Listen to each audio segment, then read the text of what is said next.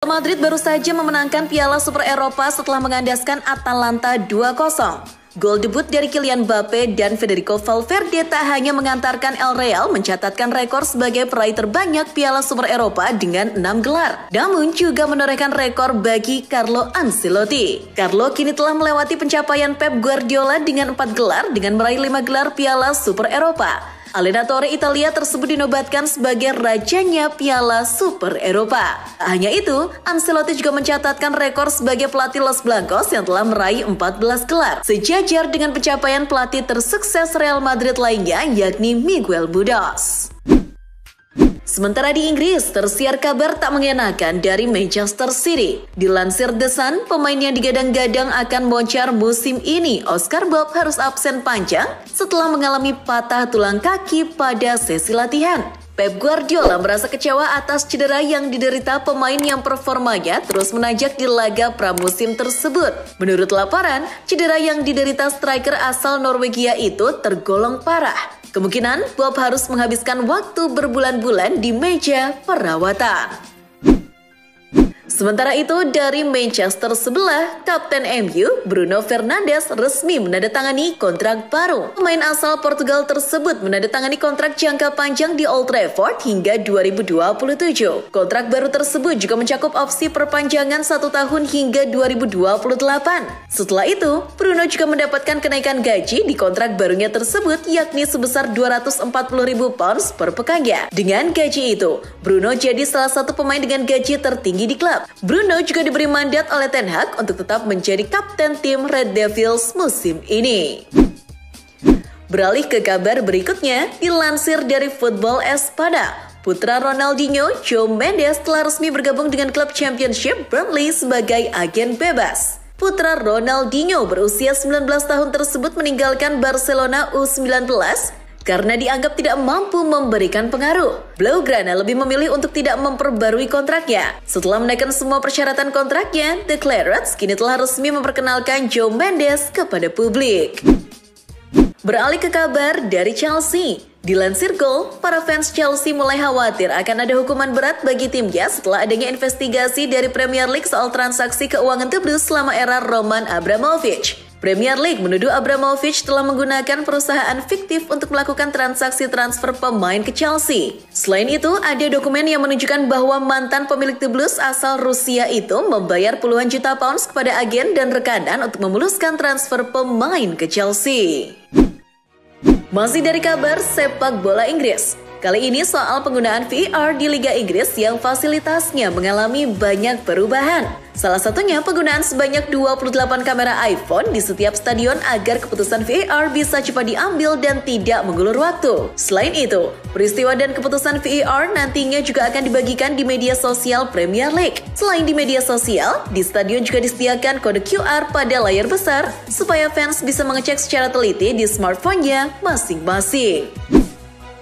Dilansir Sport People, 2 orang bernama Amir Bird dan Ammar Hussain telah resmi dihukum karena terbukti bersalah menyediakan layanan tontonan ilegal secara berbayar untuk Liga Inggris musim 2023-2024. Setelah meraup ratusan ribu pounds, Bird dan Hussain ditangkap oleh Federation Against Copyright Theft atau FACD yang bekerja sama dengan kepolisian Inggris. Bird dan Hussain dijatuhi hukuman penjara selama 4 tahun pada tanggal 14 Agustus 2024.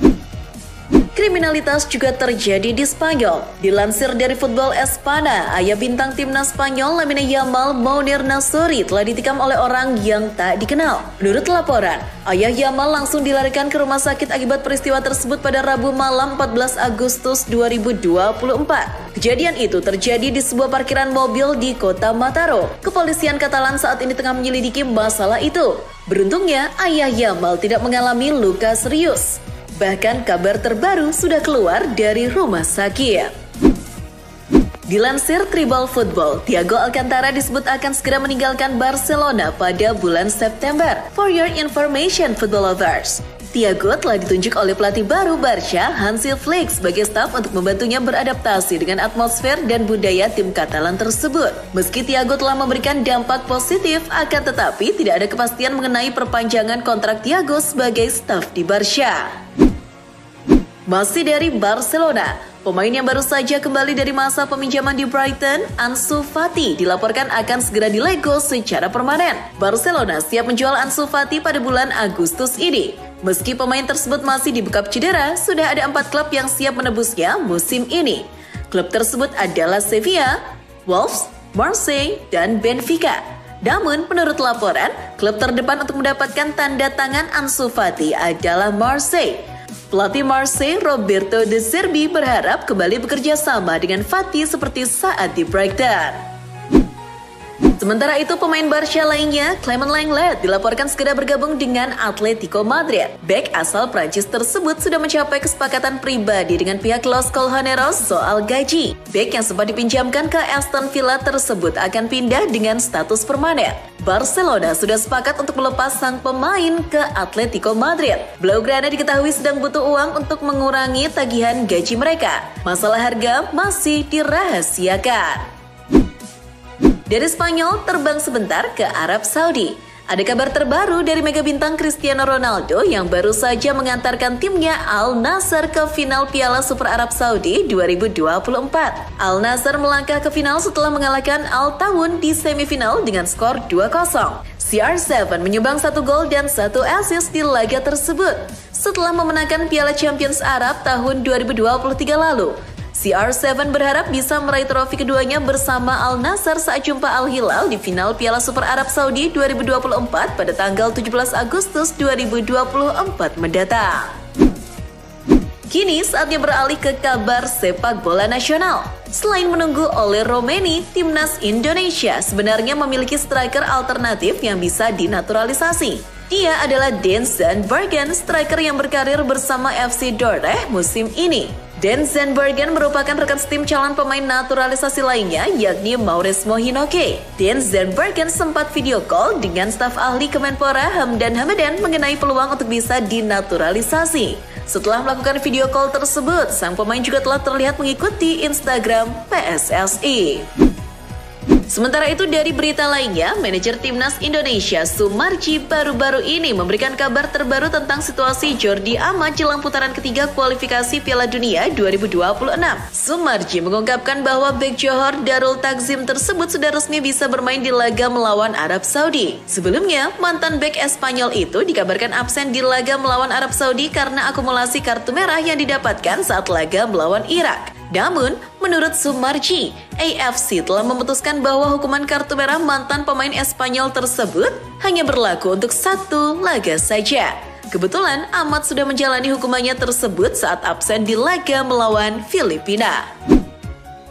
Masih dari kabar sepak bola Indonesia, bergabungnya penyerang timnas Indonesia Ragnar Oratmangun ke FC Vidender jadi momentum bagus untuk perkembangan sepak bola tanah air. Pemilik FC Vidender, Sihar Sitorus, mengatakan bahwa klubnya tak akan berhenti memburu pemain timnas Indonesia. Menurut pengusaha Batak tersebut, Ragnar Oratmangun bukannya satu-satunya pemain timnas yang akan direkrut FC Vidender musim ini. Ia masih akan merekrut pemain lagi dari timnas Indonesia. Sihar diketahui tengah memantau pemain seperti Ivan Jadar, Tom Hai maupun Sandy Walsh. Dilansir dari Tribal Football, MU mendapat pukulan telak di lini pertahanan saat musim baru akan dimulai. Setelah Lani Yoro, kini giliran bek kiri mereka Luke Shaw yang dipastikan absen pada pertandingan pembukaan musim Liga Inggris. Shaw absen karena masalah betis yang dialaminya selama latihan pramusim. Menurut situs web Manchester United, Shaw akan absen setidaknya 1 bulan. Ia berencana untuk kembali setelah jeda internasional pada pertengahan September. Beralih ke berita soal Brighton, dilansir dari media Turki Sport, The Seagulls segera mendapatkan bek kiri dari Fenerbahce, Ferdi Kadioglu. Fenerbahce telah sepakat menjual bek kirinya tersebut dengan 35 juta euro yang sudah termasuk bonus. Sang pemain juga tak diikutsertakan oleh tim Fenerbahce di laga kualifikasi UCL melawan Lille. Menurut laporan, sang pemain sedang persiapan untuk terbang ke Inggris dan menjalani tes medis di Brighton. Sementara itu, Arsenal tengah melakukan langkah penawaran kepada kiper Espanyol berusia 23 tahun, Juan Garcia. Garcia adalah bidikan baru untuk jadi pelapis David Raya, menggantikan Ramsdale yang sudah makin dekat ke Ajax. Garcia adalah kiper muda yang diyakini bisa berkembang menjadi kiper terbaik di masa depan. Pemain berusia 23 tahun itu baru saja kembali dari Paris dengan membawa medali emas Olimpiade.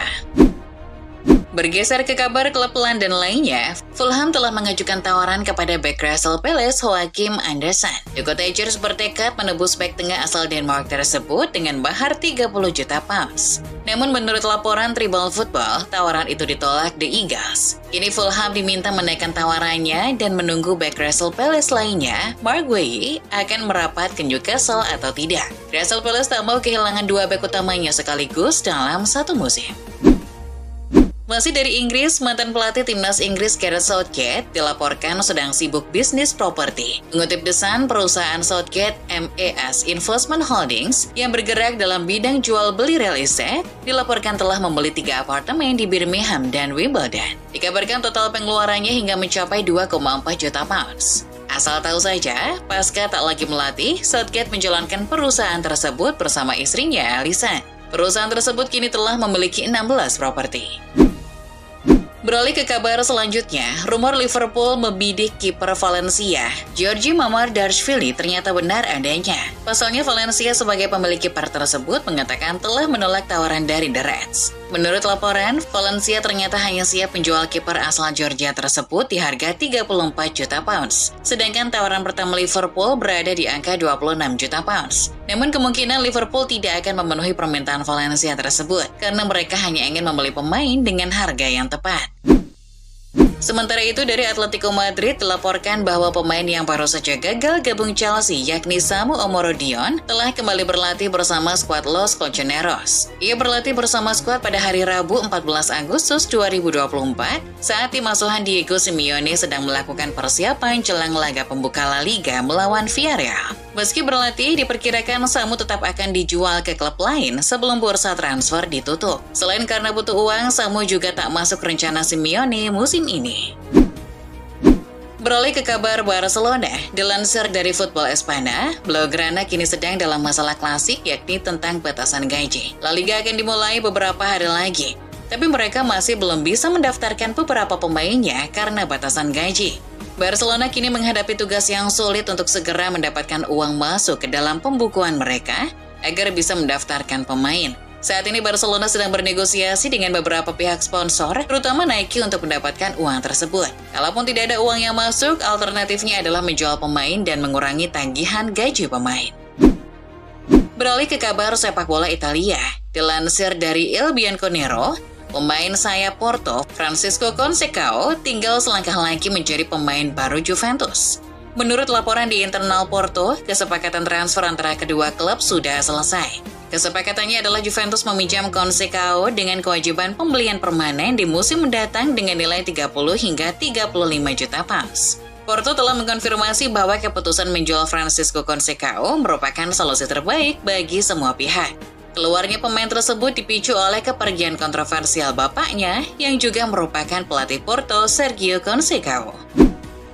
Dari kabar sepak bola nasional, Ketua Umum PSSI Erick Thohir diketahui telah mengikuti akun Instagram penyerang FC Utrecht oleh Romani pada hari Rabu 14 Agustus 2024. Sontak netizen Indonesia pun menganggap bahwa ini adalah pertanda penyerang 24 tahun tersebut akan segera dinaturalisasi dan memperkuat timnas Indonesia. Performa oleh Romani memang masih menjanjikan. Ia baru saja mencetak gol kemenangan 1-0 FC Utrecht atas PEC Zwolle.